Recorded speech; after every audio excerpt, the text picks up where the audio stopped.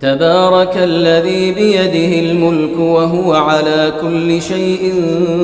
قدير الذي خلق الموت والحياة ليبلوكم أيكم أحسن عملا وهو العزيز الغفور الذي خلق 7 سماوات طباقا ما ترى في خلق الرحمن من تفاوت فارجع البصر هل ترى من فطور ثم ارجع البصر كرتين ينقلب إليك البصر خاسئا وهو حسير ولقد زينا السماء